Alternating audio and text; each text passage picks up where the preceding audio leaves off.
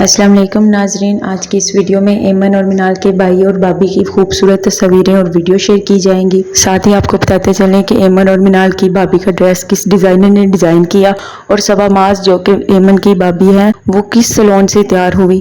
पाकिस्तान के बहुत ही मशहूर ड्रेस डिज़ाइनर हारिस शकील ने सबा माज का ड्रेस डिज़ाइन किया।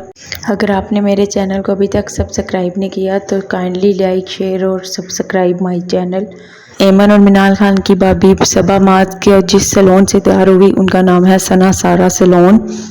अवाम इनकी तस्वीरें देखने के लिए बेसब्री से इंतज़ार कर रही है कि जल्द ही इनकी शादी की खूबसूरत लम्हात की तस्वीरें जाहिर हों। और एमन और मिनाल खान अपने भाई की शादी पर बहुत खुश हैं। इनकी खुशी का अंदाज़ा इनके फंक्शंस पर देखकर लगाया जा सकता है, इसीलिए पब्लिक बहुत ज़्यादा एक्साइटेड है कि इनकी बारात की लुक भी देखें। अगर आपको और भी तस्वीरें और वीडियोस चाहिए तो चैनल को सब्सक्राइब करें ताकि आइंदा आने वाली हर वीडियो आप तक बआसानी पहुंच सके।